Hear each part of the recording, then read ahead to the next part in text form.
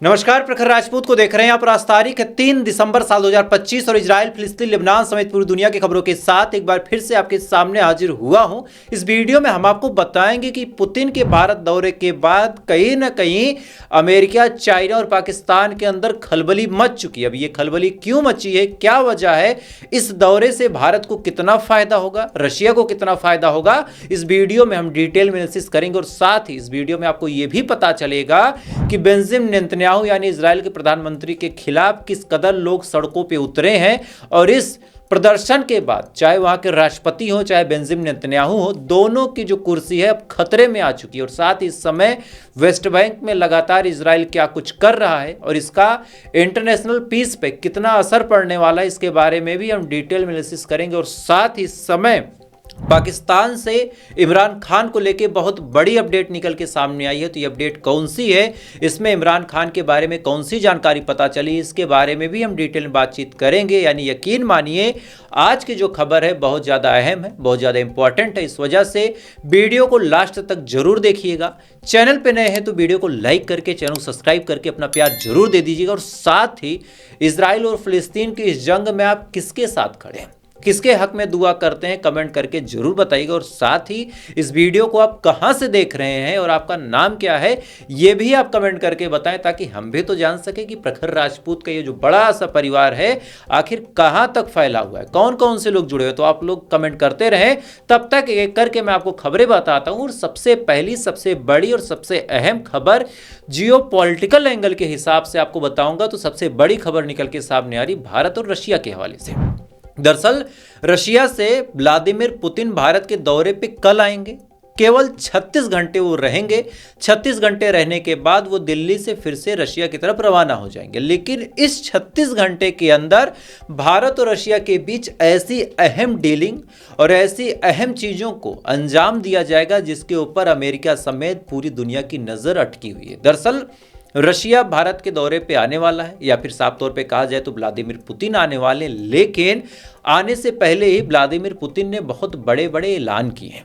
जैसे उन्होंने कहा कि अगर भारत हमसे चाहे तो हम उसे Su-57 फाइटर जेट दे देंगे। इतना कहना ही था कि अब रिपोर्ट निकल के सामने आ रही है कि रशिया की तरफ से ऐलान किया गया है कि भारत को S-500 डिफेंस सिस्टम भी मिलेगा। अब S-500 डिफेंस सिस्टम मिलने का मतलब है चाहे पाकिस्तान हो, चाहे बांग्लादेश हो और चाहे चाइना हो, अब ये तीनों ही देश हमारी जद में हैं। क्यों है, क्या वजह है, अब आपको डिटेल में कंपैरिजन भी समझा देता हूं, ताकि आपसे कोई पूछे तो आप डिटेल में आसान भाषा में उसको बता सकें।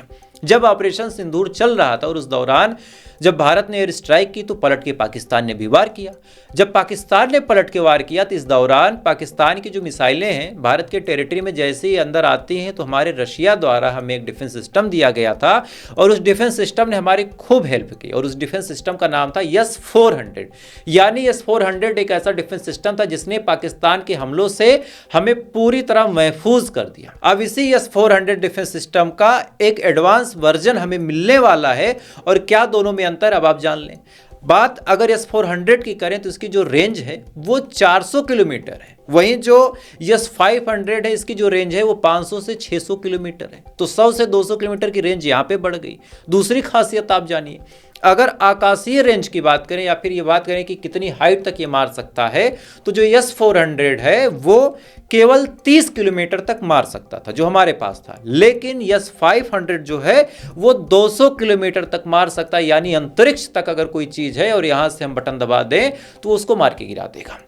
तीसरी खासियत आप जानिए, ये जो डिफेंस सिस्टम S-400 है वो लड़ाकू विमान को मार सकता है, ड्रोन को मार सकता है, मिसाइलों को मार सकता है। लेकिन जो S-500 है उसकी खासियत आप जानिए कि वो लड़ाकू विमान को तो मारेगा, यानी फाइटर जेट को तो मारेगा ही, साथ ही जो ड्रोन है उनको भी मारेगा, जो बैलिस्टिक मिसाइल है उनको भी मारेगा। लेकिन इसके साथ ICBM यानी इंटरकॉन्टिनेंटल बैलिस्टिक मिसाइल, यानी अगर कोई मिसाइल अमेरिका से चल के भारत की तरफ आ रही है, कोई मिसाइल ऑस्ट्रेलिया से भारत की तरफ आ रही है, यानी पूरी दुनिया के किसी कोने से कोई मिसाइल भारत की तरफ मारी गई है तो भारत की जद में पहुंचने से पहले उस मिसाइल को S-500 मार के गिरा देगा। साथ ही अगर कोई हाइपरसोनिक मिसाइल आ रही है तो उसको भी मार के गिरा देगा। यही नहीं, इसकी खासियत अगर आप डिटेल में जानना चाहें तो इसमें जो इंटरसेप्टर लगा है उसका रिस्पॉन्स ही ऐसा है कि उसको हिट टू किल कहा जाता है, यानी अगर मारेगा तो मार देगा। ऐसा नहीं कि थोड़ा सा डिस्ट्रॉय करेगा, थोड़ा सा टच करेगा। अगर इसने मिसाइल दागी तो हिट टू किल, और ये डिफेंस सिस्टम भारत को मिलने वाला है। तो जाहिर सी बात है कि इस समय पाकिस्तान, चाइना, अमेरिका, इन तमाम देशों में खड़बड़ी मची हुई है। और उसके पीछे वजह यह है कि रशिया तो ये तमाम चीजें भारत को देगा, लेकिन बदले में भारत से भी कुछ लेगा। तो बदले में क्या कुछ लेगा?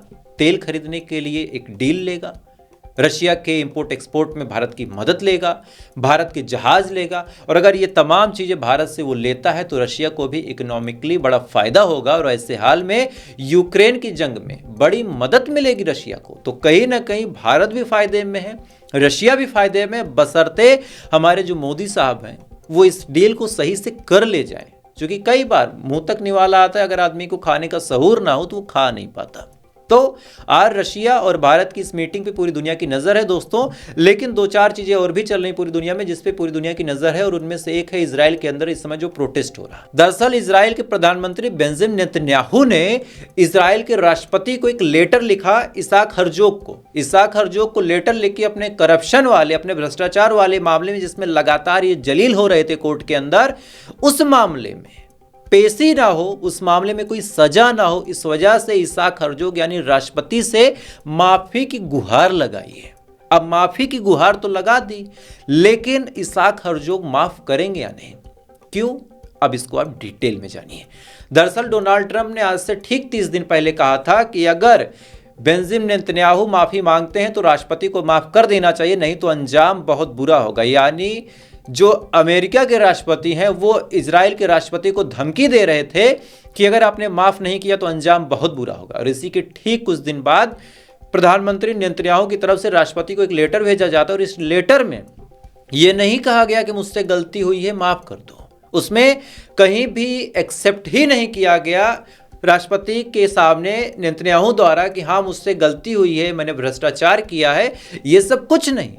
उस 111 पन्ने के लेटर में लिखा गया है कि चूंकि लगातार ट्रायल के लिए मुझे बुलाया जा रहा है और ये मेरी इज्जत और मेरी असमत के खिलाफ है, मेरी बेइज्जती होती है, इस वजह से मुझे ट्रायल के लिए ना बुलाया जाए। अब ये बात जब पूरी दुनिया के सामने निकल के सामने आई कि नेतन्याहू ने महज 111 पन्ने में ये नौटंकी लिख के भेजी है, हजारों लाखों लोगों की जान लेके नेतन्याहू ने ये नौटंकी भेजी है, तो क्या कहें पूरी दुनिया के इजराइल के लोग इस समय जो इसहाक हर्जोग जो राष्ट्रपति हैं उनके घर के सामने खड़े हो गए हैं, और घर के सामने खड़े होने के बाद बाकायदा प्रोटेस्ट कर रहे हैं, बाकायदा नारे लगा रहे इस समय कि अगर नेतन्याहू को माफी दी गई तो हम तख्ता पलट कर देंगे। साफ तौर पे ऐलान किया गया कि अगर माफी दी गई तो एक तरह से इजराइल के संविधान के मुंह पे जूता होगा। इस वजह से इनको मुकदमे में डाला जाए, नेतन्याहू को सजा मिलनी चाहिए, ये आज हर एक इजरायली बच्चा बोल रहा। बहरहाल इधर इजराइल में ये तमाम चीज़ें चल रही हैं, लेकिन इजराइल की जो सेना है, नेतन्याहू की जो सेना है, अपनी हरकतों से बाज नहीं आ रही। वेस्ट बैंक से रिपोर्ट निकल के सामने आ रही है कि आज 2 लोगों को फिर से मार दिया इजराइल ने। दावा ये किया इजराइल ने कि इन्होंने गाड़ियाँ चढ़ाने की कोशिश की आईडीएफ के जवानों के ऊपर, इन्होंने चाकू मारने की कोशिश की, इस वजह से आईडीएफ के जवानों ने इनको एलिमिनेट कर दिया। लेकिन हम सभी जानते हैं कि भाई आज के टाइम में किसकी इतनी हिम्मत है कि आईडीएफ के जवानों के ऊपर गाड़ी चढ़ा दे, वो भी वेस्ट बैंक और गाजा के अंदर, लोकल फिलिस्तीनी। मतलब मजाक बात है, एक फिलिस्तीनी जो 2 साल से खाना नहीं पाए उसके पास गाड़ी कहां से आ गई? एक फिलिस्तीनी जिसके पास घर नहीं है, खाने को बर्तन नहीं, उसके पास चाकू कहां से आ गया? ये तमाम सगुफे इजराइल द्वारा छोड़े जाते हैं ताकि ये वेस्ट बैंक को भी अब कब्जा कर ले और पूरी दुनिया खामोशी से तमाशा देखती रहे, जैसे गाजा में देखती रही। इधर रेड क्रॉस के हवाले से बड़ी खबर निकल के सामने आ रही कि रेड क्रॉस ने इस समय कुछ रिमेनिंग यानी कुछ अवशेष फिर से इजराइल के हवाले किए हैं। अब इजराइल कह रहा है कि भाई हमारे पास आईडी ही नहीं, ये लोग कौन है? तो अगर इजराइल ये बात कह रहा है तो भाई इजराइल की जिम्मेवारी है कि पता करे कौन है। लेकिन यहां भी नाटक, यानी एनी हाउ सीज फायर तोड़ना है, इस बात की कसम नेतन्याहू ने खा ली। और यही वजह है कि आज इजराइल में हजारों लाखों की तादाद में लोग प्रदर्शन कर रहे हैं। खैर, प्रदर्शन तो हमारे देश में भी हो रहा है, क्यों हो रहा है, क्या वजह है, अब इसको आप डिटेल में समझिए। और कुछ अंधभक्त मंडली हैं, कुछ भाजपा के अजीब चाहने वाले लोग हैं, उन तक ये वीडियो आप पहुंचा दीजिएगा, ये आपकी जिम्मेदारी मैं आपको दे रहा हूं। कहानी ये है कि दिल्ली में एक मंदिर है 1400 साल पुराना, 1400 साल पुराना, मेरे अपने भगवान का मंदिर। इस मंदिर की गलती इतनी है। पहली बात तो किसी भगवान, किसी ऊपर वाले के दरबार, किसी ऊपर वाले के घर की क्या गलती? पूरी दुनिया जिसने बनाई है वो कहीं भी उसका मंदिर मस्जिद हो, लेकिन इस मस्जिद या फिर मंदिर जो भी आप कह लें, खुदा का घर है, भगवान का घर है, इस मंदिर की गलती बस इतनी सी है कि ये अब गलती से आरएसएस के हेडक्वार्टर के सामने आ गया। अब आरएसएस में काम करने वाले जो लोग हैं उनको चाहिए पार्किंग, पार्किंग मिले कहां? तब 1400 साल पुराने इस ऐतिहासिक मंदिर के ऊपर बुलडोजर चला के इसको जमींदोज कर दिया गया ताकि वहां पे आरएसएस के हेडक्वार्टर के सामने पार्किंग बनाई जा सके। हजारों की तादाद में लोग सड़कों पे उतरे, लेकिन किसी भी गोदी मीडिया और किसी भी बड़े न्यूज चैनल ने इस घटना को कवर नहीं किया।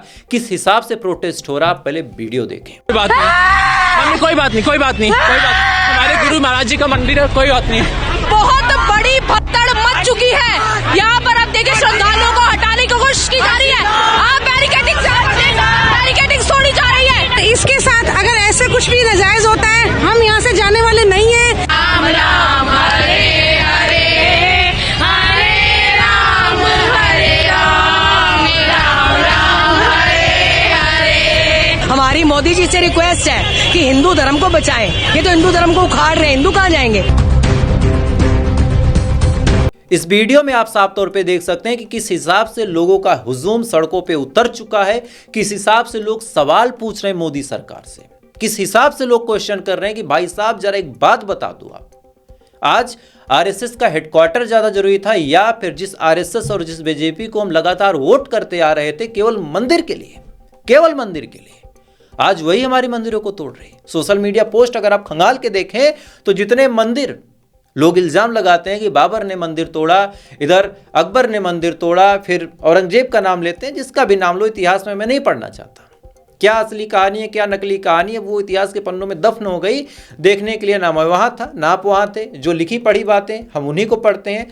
हर अलग अलग इतिहासकार किसी एक को महान बताता है तो उसमें मैं नहीं पढ़ूंगा, लेकिन जो आरोप लगाया जाता है कि जितने मंदिर बाबर ने तोड़े, जितने मंदिर औरंगजेब ने तोड़े, आप सोशल मीडिया पोस्ट उठा के देखिए, कई सारे लोग अब ये दावा करते हैं कि उससे ज्यादा मंदिर बीजेपी ने अपने शासनकाल में तोड़ दिए, उससे ज्यादा मंदिर तोड़ दिए। लेकिन आज अंधभक्तों की आप हालत देखिए। हुजूर से सवाल कैसे पूछे कि ये 1400 साल पुराना मंदिर कैसे तोड़ा गया? अभी यही कोई मदरसा होता, अभी यहां कोई कुछ और होता और उसके लिए एक मंदिर की ईंट को हिला दिया जाता तो देखते अभी अंधभक्तों की मंडली और गोदी मीडिया पूरी दुनिया में आग फैला देती, दंगे करवा देती, 1000-2000 लोग मारे जाते, कुछ इधर से कुछ उधर से। लेकिन इस साइड की खबर को सही लोगों तक पहुंचने ही नहीं दिया जाता कि भाई साहब बीजेपी क्या कर रही, जरा एक बार देख तो लो। लेकिन देखने ही नहीं दिया जाएगा। क्यों? देखेंगे तो जनता के लोग जागरूक होंगे, तब सवाल पूछेंगे। आज आपके सामने एक और अपडेट बताता हूं, इस अपडेट को आप सुनिए, फिर आपको गाजा की खबरों की तरफ लेके चलता हूं। लेकिन जब बात अपने देश की हो तो जानना जरूरी है। सुप्रिया सिनेत्र ने, जो कांग्रेस के कद्दावर नेता है, उन्होंने एक पोस्ट शेयर की है। इसमें क्या लिखा है स्क्रीन पे आप पढ़ लें। मोदी सरकार जो लगातार कहती थी कि विदेश में इतना काला धन है, इतना माल विदेश में रखा हुआ है कि अगर कायदे से वो माल वापस आ जाए तो भाइयों बहनों कम से कम 15 लाख रुपए सबके खाते में आएंगे। 15 लाख रुपए। ताजुब की बात आप देखिए कि आज वही मोदी सरकार ये दावा कर रही है कि भैया हमारे शासनकाल में पिछले 10 सालों में कितना माल चला गया हमें जानकारी नहीं है यार, जानकारी ही नहीं है, क्या करें? हम तो देना चाहते हैं, 25 लाख ले लो, लेकिन क्या करें, जानकारी नहीं है।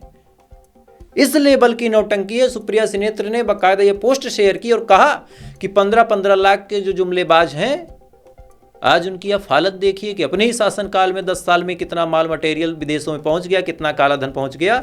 जवाब नहीं है। ये नेहरू से सवाल पूछते हैं, क्या कहा जाए। खैर, इधर ये तमाम चीजें दोस्तों चल ही रही। इधर पाकिस्तान से बड़ी अपडेट निकल के सामने आई है कि जिन इमरान खान की मौजूदगी या फिर मौत को लेकर सस्पेंस गहराया हुआ था, फाइनली उसमें रिपोर्ट निकल के सामने आ गई है। दरअसल महीनों के प्रोटेस्ट और महीनों की जद्दोजहद के बाद फाइनली इमरान खान की जो बहन है डॉक्टर उज्मा, उनकी मुलाकात इमरान खान से हो गई है। मुलाकात होने के बाद उज्मा ने अपने आप को मीडिया से रूबरू करवाया और रूबरू करके मुखातिब होकर बाकायदा उज्मा ने बताया कि इमरान खान की तबीयत ठीक है, पहले से थोड़ा सा सीरियस नेस कम है, लेकिन जेल के अंदर इमरान खान को बुरी तरीके से प्रताड़ित किया जा रहा, बुरी तरीके से टॉर्चर किया जा रहा और साथ ही उनके ऊपर प्रेशर बनाया जा रहा है कि इमरान खान देश छोड़ के चले जाए, इमरान खान देश छोड़ के चले जाएं और पाकिस्तान की नागरिकता को छोड़ दें, ताकि आने वाले टाइम में किसी को भी कोई दिक्कत या परेशानी ना हो चुनाव जीतने में। और साथ ही एक बड़ा आरोप इमरान खान ने लगाया अपनी बहन के माध्यम से कि इन तमाम चीज़ों के पीछे आसिम मुनीर का हाथ है। आसिम मुनीर सत्ता की गलियारों में इस कदर पसरना चाहता है कि आज अपने फायदे के लिए वो कुछ भी करना चाहता है। ये बड़ा आरोप पाकिस्तान के अंदर उनके एक्स प्राइम मिनिस्टर ने लगाया है। आज भले ही पाकिस्तान के लोग भारत को चाहे जो बोल दें, लेकिन एज ए हिंदुस्तानी ये बात मैं गर्व से बोलता हूँ कि हमारे देश में इतनी तो मर्यादा है, इतनी तो मर्यादा है कि जब मनमोहन साहब इस दुनिया को छोड़ के गए तब मोदी जी गए थे हाथ जोड़ के, पैर को छू के वापस आए थे। जब अटल साहब इस दुनिया को छोड़ के गए तो उस टाइम मनमोहन और कांग्रेस के जितने बड़े नेता थे सब जाके श्रद्धांजलि अर्पित कर रहे थे। किसी ने किसी की जिंदगी को इस कदर आजाब नहीं बनाया। इतनी तो इंसानियत हमारे देश के नेताओं में है, भले हम चाहे जितना गाली दे लें, कि इस हिसाब से हम टॉर्चर और टारगेट नहीं करते। खैर, तो फिलहाल इधर की ये खबरें थी। इधर बड़ी खबर निकल के सामने है इस समय गाजा यूनिवर्सिटी के हवाले से। दरअसल गाजा के अंदर लगातार यूनिवर्सिटीज फिर से ओपन हो रही है। ये राहत भरी खबर है दोस्तों, बहुत दिनों बाद आपके कानों को एक सुकून देने वाली खबर बता रहा हूं कि गाजा के अंदर यूनिवर्सिटी में फिर से ऑफलाइन क्लासेस शुरू हुई हैं। फिर से बच्चे जा रहे हैं, बच्चियां जा रही पढ़ने के लिए।